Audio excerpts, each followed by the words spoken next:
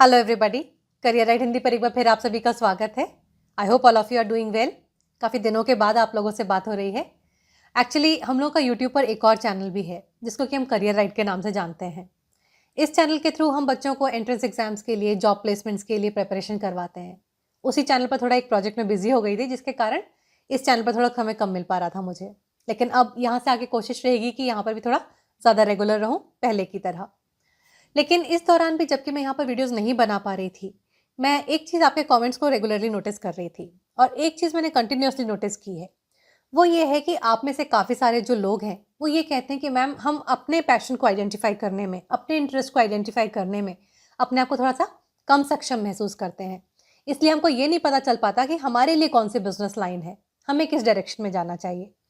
तो आज इसी सवाल के आपको जवाब देने की कोशिश करूंगी और आपको थोड़ा सा अपनी स्ट्रैटेजी भी बताने की कोशिश करूंगी कि इस तरह के सवालों के जवाब मैं अपने लिए किस तरह से ढूंढती हूँ। आई होप आप लोगों के लिए भी यूजफुल होगा। तो देखिए, इस सवाल के जवाब को ढूंढने के लिए आपको 3 स्टेप्स फॉलो करने चाहिए। पहला तो है कि सबसे पहले अपनी सिचुएशन देखिए। अब जब मैं आपसे सिचुएशन कहती हूँ तो यहाँ पर 2 तरह की सिचुएशंस हो सकती हैं। पहली सिचुएशन होती है जिसमें कि आपको ये लग सकता है कुछ लोगों को कि भाई मैं इस काम में भी अच्छी हूँ, मैं इस काम में भी अच्छी हूँ, मैं किस डायरेक्शन में जाऊँ। जो दूसरी सिचुएशन हो सकती है वो ये हो सकती है, जो कि यूजुअली यंगर एज में होता है एंड काफ़ी सारे लोगों के साथ थोड़ी देर तक भी हो सकता है, बट दैट इज़ ओके।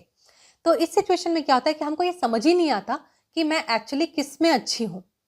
हमको अभी तक वो अवेयरनेस नहीं होती है।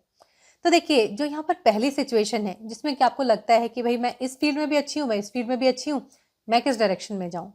तो इस केस में आपको जो नेक्स्ट चीज़ देखनी है वो ये देखनी है कि भाई आपके जो रिसोर्सेज हैं या जो आपकी प्रोफेशनल ट्रेनिंग है वो कौन सी डायरेक्शन में है। बिकॉज अगर आप किसी ऐसे इंटरेस्ट की फील्ड को परस्यू करने की कोशिश करेंगे जिसमें कि आपके पास रिसोर्सेज कम हैं या आपके पास प्रोफेशनल ट्रेनिंग नहीं है, तो उस केस में आपको बहुत ज़्यादा मेहनत लगेगी उन स्किल्स को डेवलप करने के लिए, राइट। बिकॉज हम सिर्फ एक हॉबी के बेसिस पर किसी काम को कंटिन्यू नहीं कर सकते हैं, उसके लिए हमें कुछ स्किल्स की भी ज़रूरत है। लेकिन देयर इज़ अ पॉसिबिलिटी कि आपकी जो दूसरी हॉबी है, जो दूसरा आपका इंटरेस्ट है, उसमें आपके पास स्किल्स भी हैं, उसमें आपके पास रिसोर्सेज भी हैं। तो बेटर होगा कि वो डायरेक्शन अपनी चूज़ की जाए। अब जो दूसरा केस यहाँ पर है उसमें है कि हमको यही नहीं समझ में आ रहा है कि आखिर मेरा इंटरेस्ट है किस तरफ, आखिर मैं किस चीज़ में अच्छी हूँ।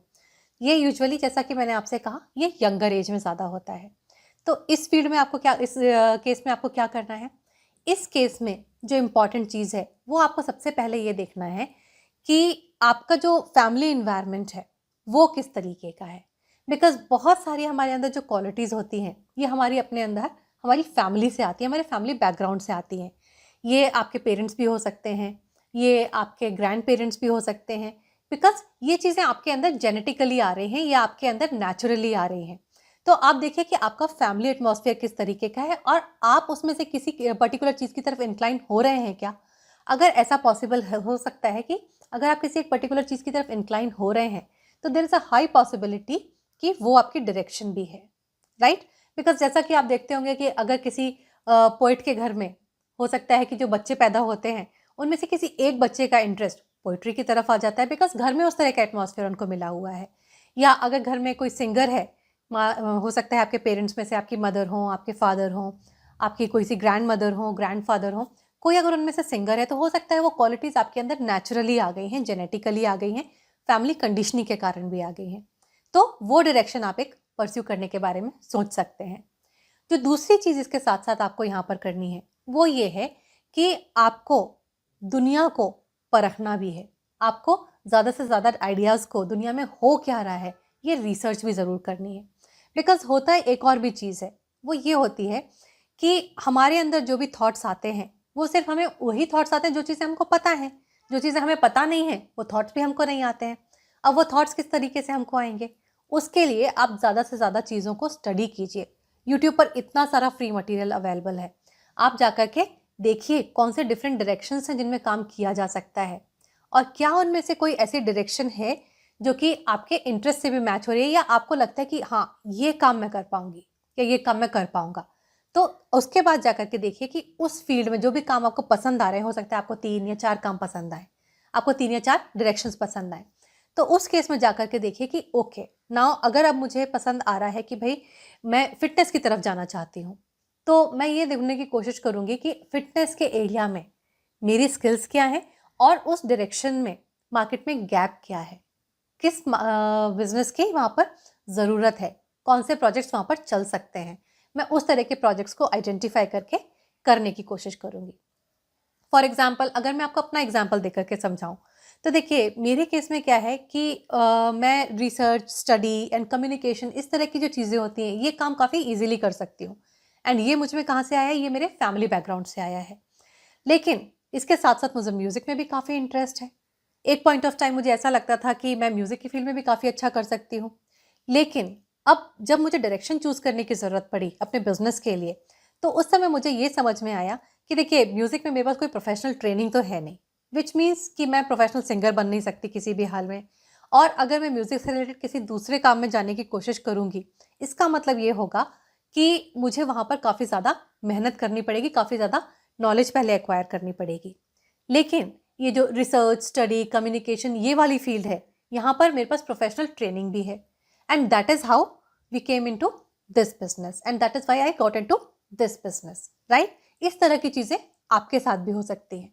तो सबसे पहली चीज़ है कि आपको ये अवेयरनेस लेकर के आनी होगी कि मेरे अंदर नेचुरली क्वालिटीज़ कौन सी हैं और मेरे अंदर कौन सी चीज़ें हैं जिनको कि मैं कर सकती हूँ दुनिया में, वो कौन सी चीज़ें हैं मैं कर सकती हूँ। अब जब मैं आपसे ये काम करने को कहूँगी, तो इसके साथ-साथ मैं आपको एक बहुत बड़ी चीज़ से आगाह भी यहाँ पर ज़रूर करना चाहूँगी।